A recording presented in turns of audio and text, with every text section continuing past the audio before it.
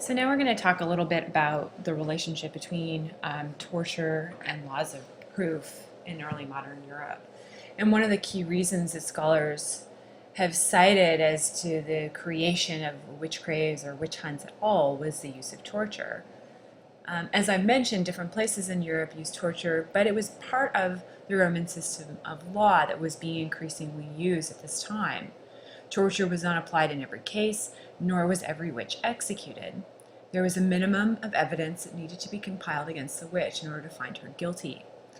And there was a theory about torture, not simply applied mindlessly, nor used in every case. Early modern people theorized a complex relationship between pain and truth, which encouraged the use of torture in some cases and was connected with the standards of legal proof which were in place. Judicial torture, by inflicting pain on an accused, sought to destroy the willfulness that diminished the truth of the testimony. Truth was, by implication, a spontaneous production, not a composed one. So torture sought to eliminate the will and sought the evidence of an animate body that could not dissimulate or hide the truth. The law of torture was developed and circulated as part of Roman law, as I mentioned, and used across the continent throughout the early modern period that we're looking at. Ironically, you can argue that it was part of a product of modernization. One of the things that governments were trying to do at this time was to modernize the rule of law. People wanted to use Roman law and make it uniform across various states. By the middle of the 16th century, the rediscovered Roman law dominated the legal practice in a lot of European countries. A legal system in which Roman law was mixed with elements of canon law and of Germanic custom, especially feudal law, had emerged. This legal system, which was common to all of continental Europe and Scotland, known as ius commune, and this legal system was based on what is usually referred to as civil law in English-speaking countries. So within these legal systems, there were a number of rules around the use of torture as it developed. Torture could only be used in capital crimes, for which the penalty would be death. It was meant to be a last resort if evidence could not be gathered in other ways. For instance, if there were two eyewitnesses or voluntary confession, investigation under torture was unnecessary because they had met the minimum amount of proof in order to find guilt or innocence. Certain persons were immune from torture. If they were physically frail or could die from torture, a pregnant woman, a child under 12, or an aristocrat. Torture could never be used on Sundays. And because of the crime, the nature of the crime of witchcraft, torture was often used more readily. It was more difficult to establish that a crime had been committed because legal theorists argued witchcraft was a crime whose traces vanished with the act. This kind of plays into the idea that witchcraft is a secret crime and difficult to discover. This was considered an accepted crime, and a lower standard of evidence was accepted to establish that the crime had occurred. The Roman canon law of proof, that it required full proof for conviction, required only half proof for torture. The testimony of two eyewitnesses constituted full proof, so you only needed one eyewitness testimony in order for torture to be applied, for instance. The judge of a case was the one who oversaw the torture, and he was usually accompanied by at least two other people who would transcribe the proceedings. And in cases where extreme torture was used, there was often a doctor present. Because one of the things that they wanted to avoid with the use of torture was to cause death. That was not the goal. Torture was supposed to be threatened at first in order to elicit a confession, and sometimes the accused was led down to the torture room to show what would happen if they didn't confess to their crimes.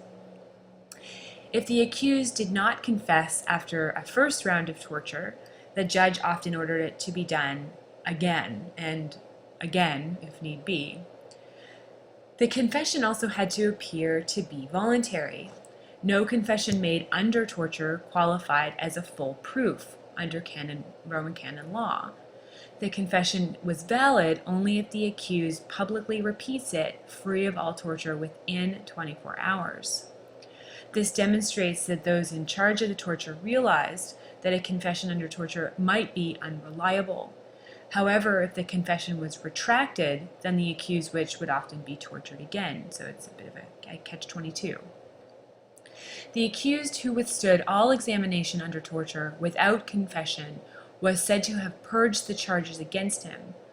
However, this was often not abided by in cases of witchcraft. As you will remember, one of the things it was believed that witches could do was to eliminate their ability to feel pain. So someone who withstood torture and still didn't confess could be said that it was from the help of the devil that they were able to do that.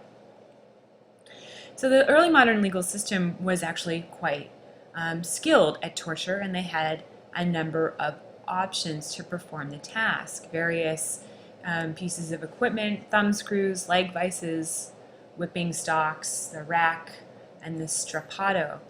And the strappato is pictured here and was a form of torture in which the accused's arms were tied behind his back with a rope attached to a pulley, and then he was hoisted into the air. Frequently, weights were attached to the feet to pull the shoulders from their sockets without leaving any visible marks of rough treatment. While they were being tortured, the person would be asked a series of questions that generally led to a confession of guilt, along with a list of names of others who were witches. So, for instance, some of the questions that might be asked are: how long have you been a witch? Why did you become a witch? How did you become a witch, and what happened on that occasion? What demon did you choose to be your lover? What demons and other individuals in your community participated in the Sabbath? So the questions were often very leading. The accused didn't have to do much work to create the story. It was often fed to them in that moment. So, as I mentioned, torture was thought to eliminate the will, the ability to lie. If they confessed during torture, the accused was taken to another spot and questioned again without torture. Importantly, witches were tortured in both Catholic and Protestant polities, although less so in England. Different types of torture were used in England, which I'll talk about on Wednesday. It was also believed that torture was an important part of the salvation story, interestingly enough. If the witch confessed to the crimes which they were most certainly guilty of, then they could obtain forgiveness and perhaps even salvation. So I'm just going to show a few forms of torture and depictions in early modern Europe. So, as you can imagine, popular culture and pamphlets often depicted torture. It was a popular theme.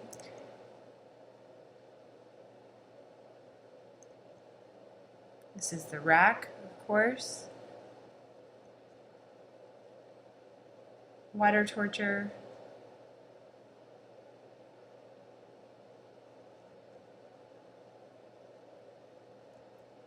So just a few examples of popular depictions of torture being used in various cases, not just witchcraft cases, but other cases as well. So now we're going to talk a little bit about the types of evidence that was compiled against a witch in order to find him or her guilty. And there were a number of key things that were used as evidence against accused witches in order to prove their guilt. And here's a list that you can kind of refer back to, the key list that I'm going to be working with. The body of the suspect was often searched for marks or scars on the body, which was thought to have been where the accused witch cut themselves in order to make a blood pact with the devil.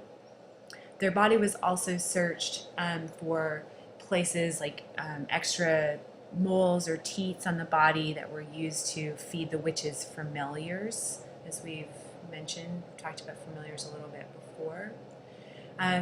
Witches were thought to be impervious to pain. So often what would happen is they would take, say, like a sewing pin or a needle, and test various parts of their body to see how they would react and whether or not they felt pain.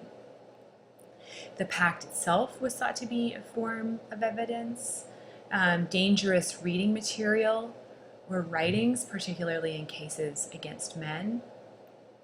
And a lack of tears or a lack of physical response when subjected to torture. This is thought to be an unnatural response to torture, kind of outside of natural order of things. So indicating that some sort of diabolical element was at work. The character, the nature of the accused woman or man was often brought up as a form of evidence. He or she is depicted in a particular way. The character was often attested to by neighbors and family members. And these accounts of bad character or stories about negative interactions with the individual who was accused often go back years within a community. And we talked about this the other day in class.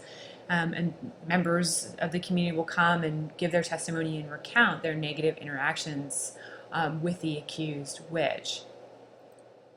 And there were other physical tests done to collect evidence and try to determine whether the accused was guilty of the crimes that they were being charged with. Witches were routinely stripped and searched, and all of the tests were quite invasive. And these included the search for the witch's marks.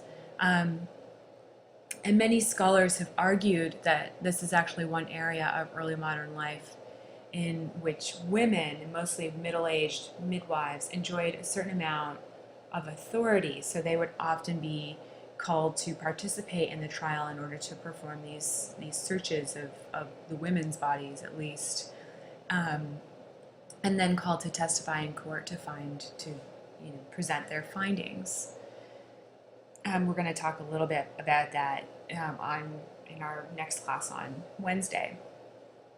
So another test that would be performed was called weighing, and the witch was placed on one side of a scale and the Bible on the other. If the witch weighed lighter than the Bible, she was guilty. Now this is perhaps more of a cultural way of depicting the witch's guilt and not necessarily something that was done in practice, but in pamphlets this was how the crime and the guilt was represented at a popular level. One thing that they did do, though, was this test called swimming a witch. And this practice was known as an ordeal, was used to obtain God's judgment as opposed to legal judgment. And this was something that was used a little bit more commonly in the medieval period, but it was applied in a limited way during witchcraft trials to a certain extent. The hands and feet of the accused were tied, and then they were thrown into the water, a water that was above their head. An accused who sank, and usually drowned, was considered innocent, while floating indicated witchcraft.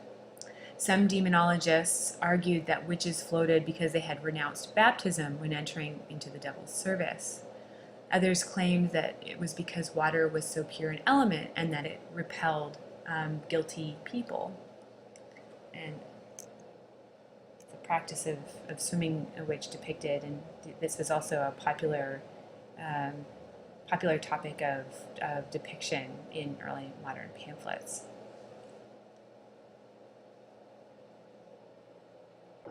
So in our class on Wednesday, we're going to move and look at the cases of Scotland and England in particular, and we're also going to think about the punishment and execution of a witch and what that represented, what that meant in different early modern contexts. So I will see you all on Wednesday.